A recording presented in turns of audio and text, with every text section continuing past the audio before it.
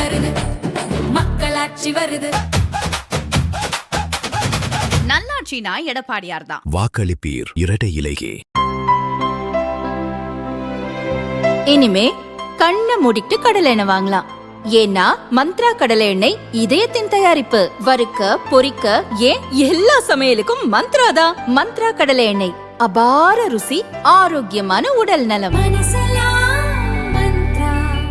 திருவாரூர் சட்டசபை தொகுதியில் பாரதிய ஜனதா சார்பில் வேட்பாளராக கோவி சந்திரசேகர் போட்டியிடுகிறார்.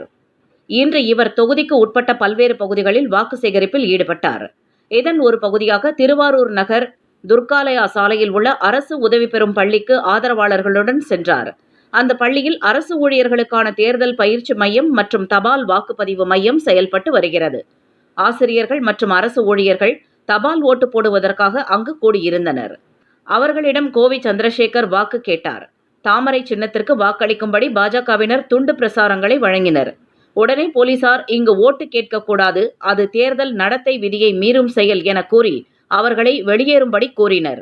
இதனால் ஆத்திரமடைந்த பாஜகவினர் இங்கிருக்கும் திமுகவினரை முதலில் வெளியில் அனுப்புங்கள், அதன் பிறகு நாங்கள் செல்கிறோம் என்று போலீசாருடன் வாக்குவாதம் செய்தனர்.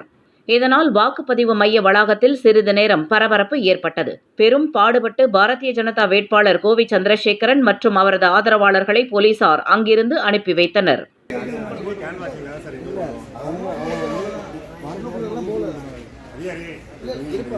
சொல்றத கால வாங்க சார். எல்லாரையும் வெளியேற்றுங்க, நாங்கள் வெளியேறோம். திமுக உள்ளவங்க அத்தனை பேரும் வெளியேற்றுங்க, நாங்கள் வெளியேறோம்.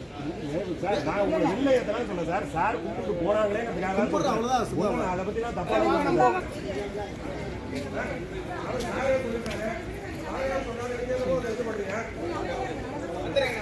நீங்க இடமா என்ன வழியா சொல்லாதீங்கம்மா. நான் சொல்றேம்மா, சாதாரண விஷயம் சாதாரணமா சொல்றேன். பொறுமையா சொல்றேன். அப்படியே எதுவும் சொல்றாப்ல. விடுங்கம்மா.